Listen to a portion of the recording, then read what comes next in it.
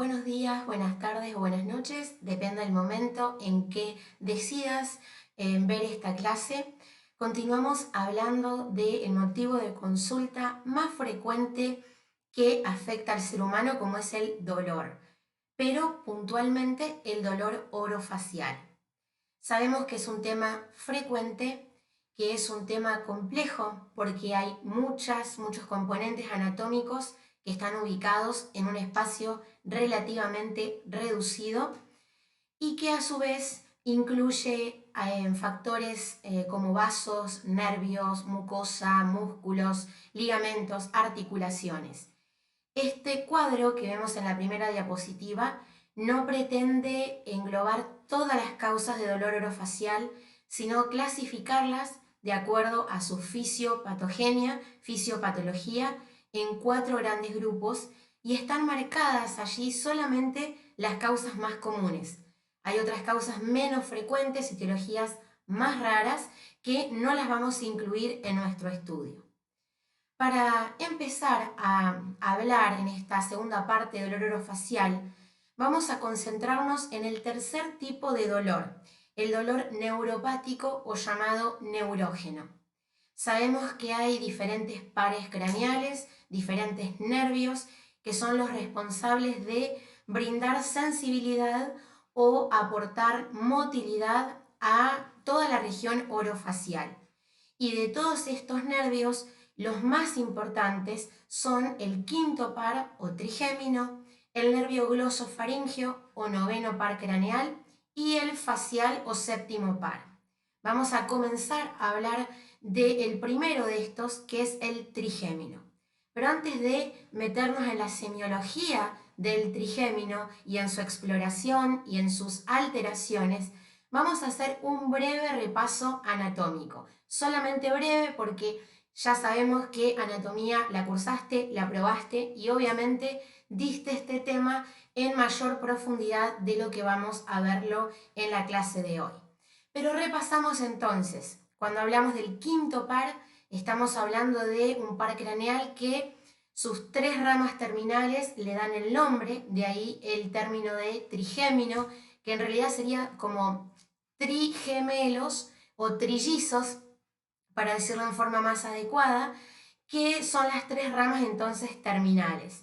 Es un nervio mixto que tiene funciones sensitivas, motoras, sensoriales también y neurovegetativas, aportando fibras a diferentes glándulas.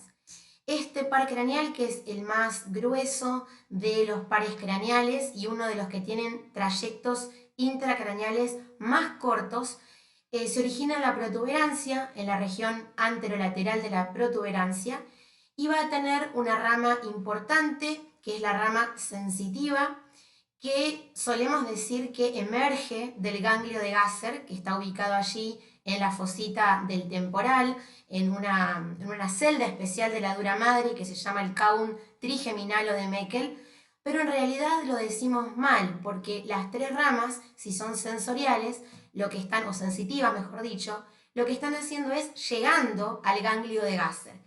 Pero a veces por cuestiones didácticas decimos que parten o salen del ganglio de Gasser cuando en realidad están ingresando para que desde el ganglio de Gasser fibras alcancen centros superiores. La rama motora, como veíamos en la primera diapositiva, es mucho más pequeña, de menor volumen que la rama sensitiva y está unida a la tercera rama o la mandibular.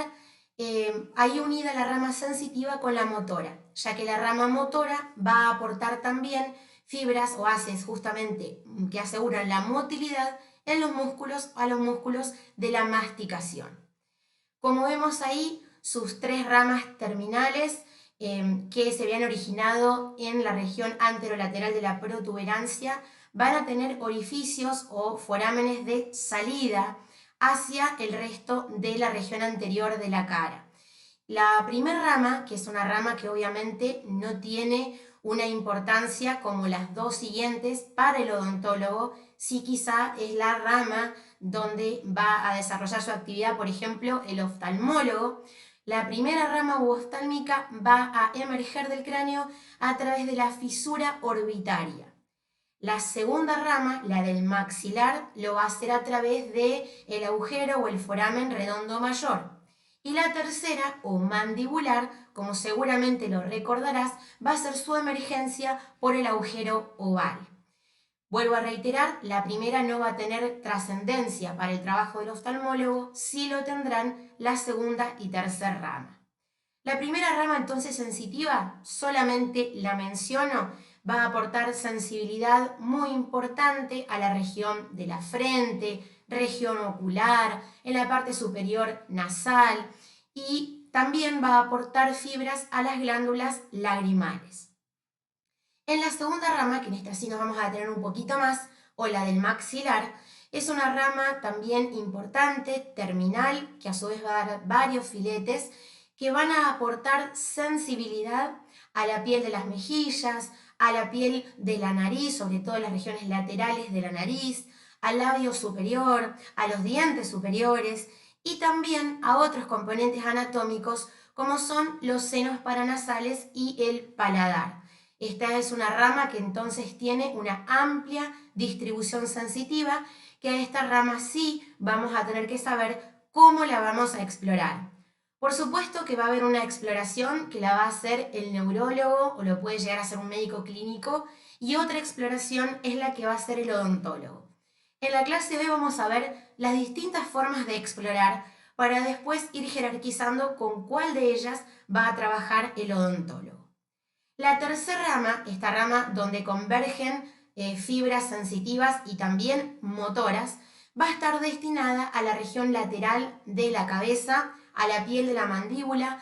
Recordá que no aporta sensibilidad al ángulo de la mandíbula, que eso está a cargo de otro nervio, el C3, pero sí va a aportar sensibilidad a la región de la mandíbula, parte de la articulación temporomandibular y también labio inferior, dientes inferiores y toda la región del piso de la boca. También va a aportar esta rama una función sensorial que va a hacer recoger la sensibilidad gustativa de los 2/3 anteriores de la lengua. Seguramente recordás por anato que la sensibilidad gustativa no está solamente a cargo del trigémino, sino que el trigémino lo va a hacer anastomosándose con algunas ramas del facial que dan sensibilidad a los 2/3 anteriores de la lengua y el tercio posterior de la lengua, por detrás de la B lingual, está a cargo del glosofaringeo o noveno par craneal. Hecho este breve y conciso repaso anatómico, vamos a finalizar diciendo que la rama motora, que se va a unir con la rama sensitiva en la rama mandibular, va a dar motilidad a fundamentalmente los músculos de la masticación, temporales, pterigoideos, macetero y también a otros músculos como podemos ver allí, de quizá no tanta importancia para el odontólogo como músculos del martillo y otros importantes como el tensor del velo del paladar, el músculo miloioideo o el vientre anterior del digástrico. ¿Cómo se explora el nervio trigémino? Vamos a tener una exploración para sus ramas sensitivas, una exploración para su función motora y otra forma de explorar en cuanto a la sensibilidad gustativa. Para valorar la sensibilidad, lo que se hace es con algún algodón o algún elemento más cortante, como puede ser un estilete o una aguja con mucho cuidado, obviamente, lo que se va a hacer es rozar la piel de la región anterior de la cara. Se puede comenzar, por supuesto, desde el vértice hasta el mentón, pero volvemos a repetir, la mayor trascendencia va a ser la sensibilidad de la segunda y la tercera rama. Podemos rozar, como vemos en la primera imagen, con un hisopo en la primera, la segunda y la tercera rama y le preguntamos al paciente si siente y en dónde. En la segunda imagen podemos ver que se puede hacer con un cepillito o frecuentemente con una aguja, como vemos en la tercera, con cuidado, ya vamos pinchando, buscando la sensibilidad dolorosa y le preguntamos al paciente dónde estamos pinchando, si estamos tocando.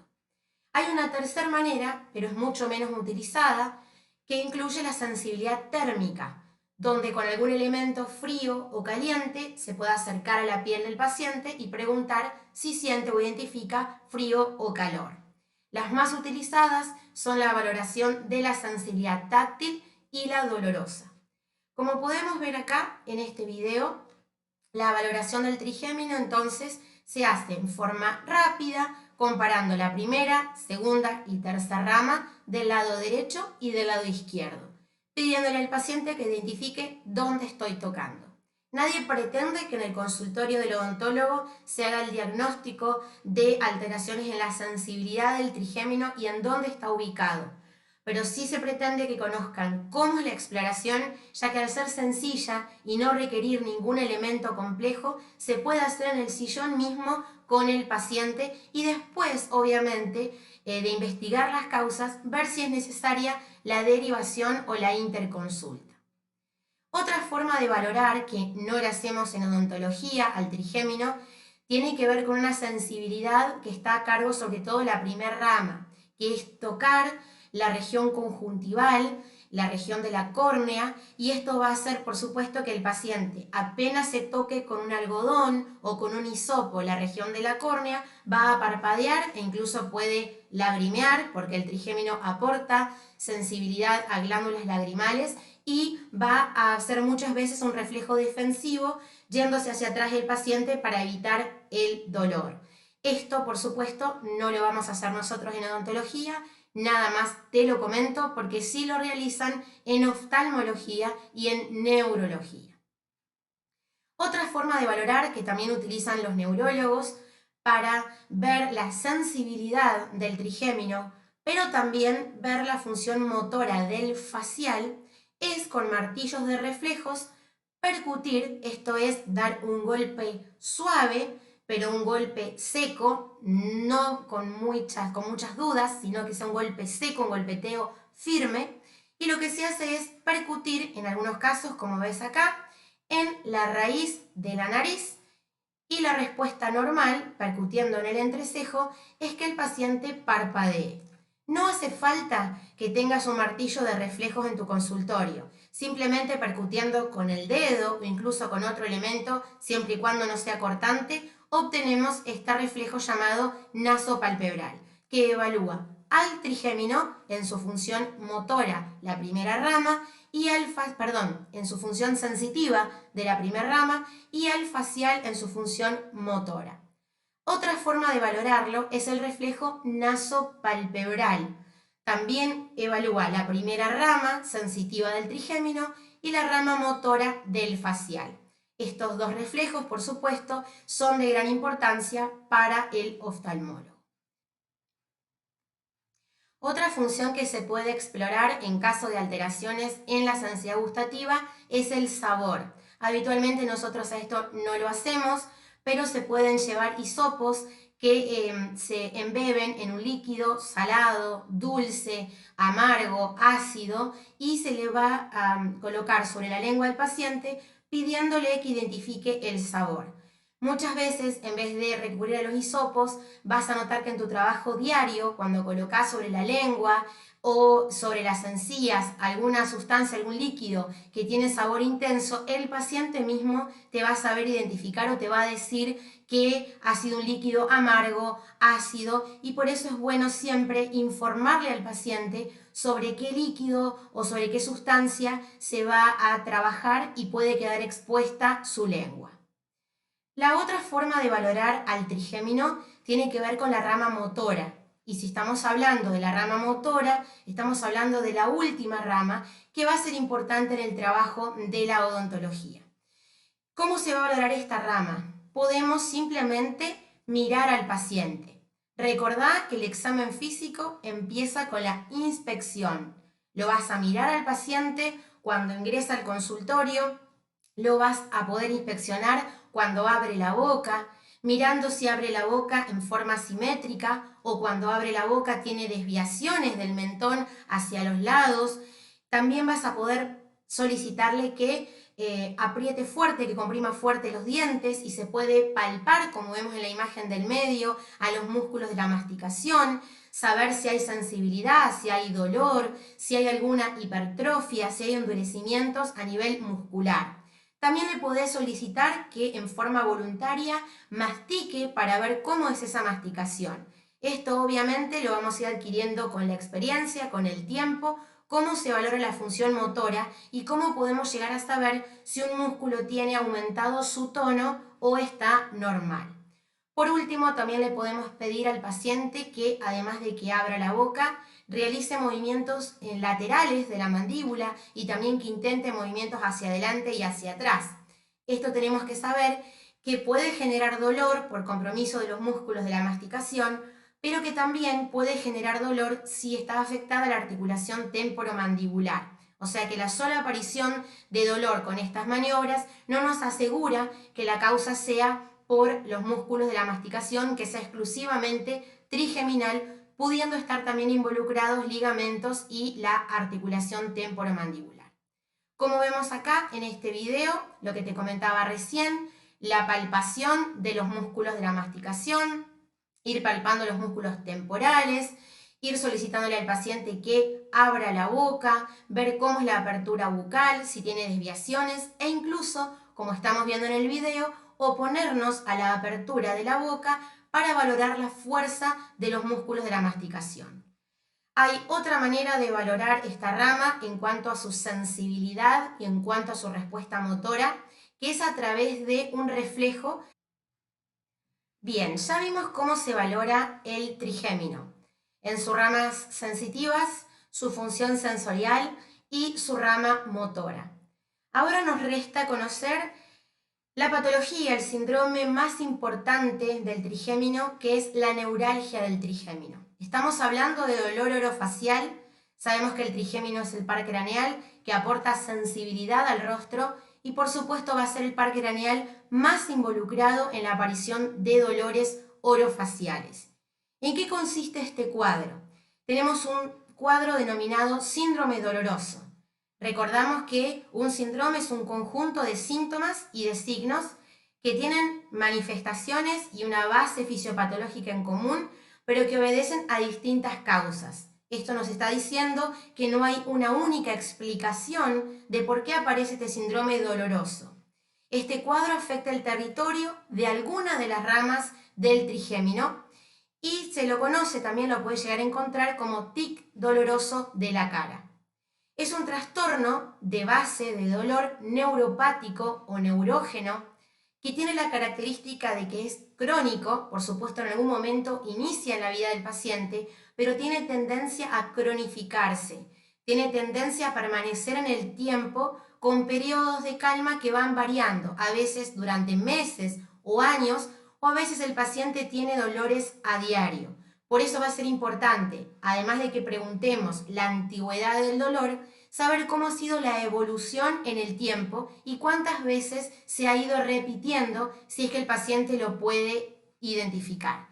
Son dolores de tipo paroxísticos. Estos son dolores que inician y terminan en forma súbita y que pueden ser espontáneos, o sea que el paciente no identifique que está haciendo ninguna actividad en particular, o muchas veces los dolores son provocados cuando el paciente realiza algún tipo de actividad, llamados estímulos gatillos. Son estímulos que disparan estos accesos de dolor.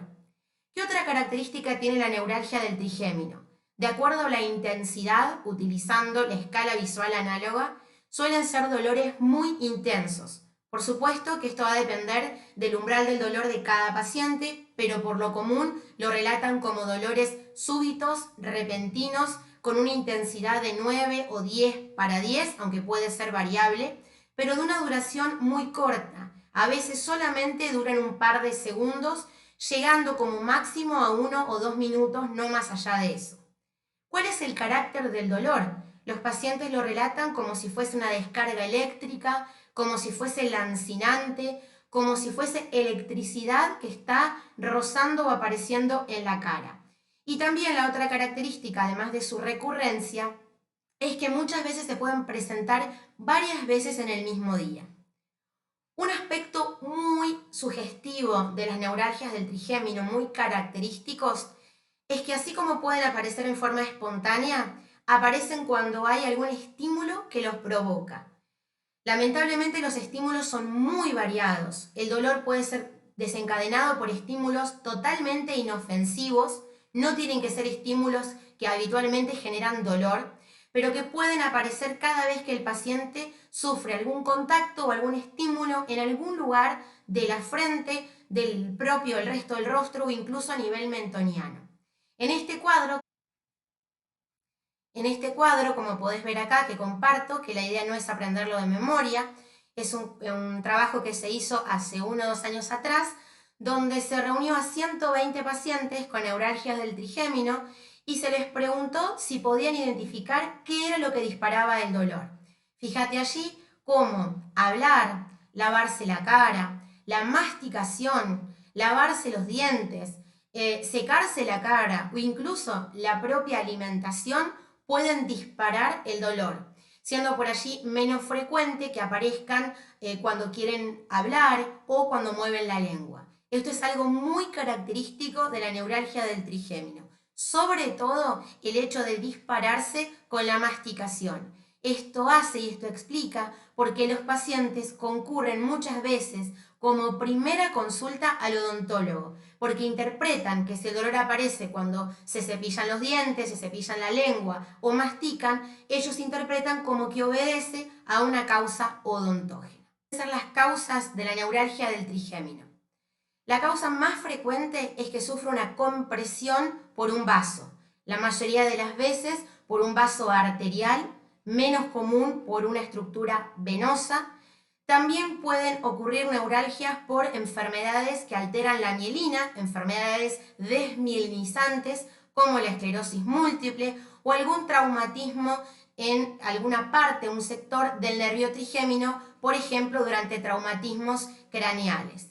Ahí podemos ver un ejemplo de lo que sería, obviamente animado, un dibujo, el ganglio de Gasser y una compresión por algún vaso arterial o venoso que esté alterando la anatomía del trigémino. Y por último, hay pacientes que, aunque se investiga, se estudian con métodos complementarios, se buscan vasos anómalos, se intenta diagnosticar enfermedades desmielinizantes, no se encuentra la etiología y forman parte de los trastornos llamados idiopáticos o de causa desconocida. Bien, en cuanto a la semiología del trigémino, ¿qué podemos encontrar? Que es más común la afectación del trigémino, siendo la neuralgia más frecuente de todas. Que en la mayoría de los casos son pacientes de edad, pacientes de más de 50, 60 años. Algunos indican que a mayor edad, más probabilidad de aparición del trigémino, de neuralgia del trigémino. Otros dicen que en realidad es más común después de los 50 años, siendo más frecuentes en las mujeres. La mayoría de los pacientes lo padece del lado derecho, aunque la proporción no es tan importante entre derecha e izquierda, siendo solamente un 60% de los casos afectación derecha. La rama más comprometida, y esto sí es importante, la rama más afectada es la maxilar, seguida por la rama mandibular y por último, la menos frecuente, es la rama oftálmica. Esto explica por qué los pacientes suelen consultar al odontólogo como primer especialista. Menos frecuente es que las neuralgias sean bilaterales, lo más habitual entonces del lado derecho. ¿Y con qué se puede llegar a confundir? La neuralgia del trigémino puede también confundirse con dolores por lesiones del trigémino, pero que tienen una causa que la explique y no es la neuralgia, como por ejemplo cirugías orales, cirugías de senos paranasales, traumatismos del trigémino por algún punto de su trayecto, las afectaciones de la articulación temporomandibular. Y otro diagnóstico diferencial también importante es la neuralgia de otro par craneal que vamos a ver a continuación, que es el glosofaringio. Y por último, las cefaleas, algunas cefaleas, no todas se confunden con neuralgia del trigémino. Ya vamos a ver cuáles son las más importantes en odontología. Nos vemos en la próxima clase.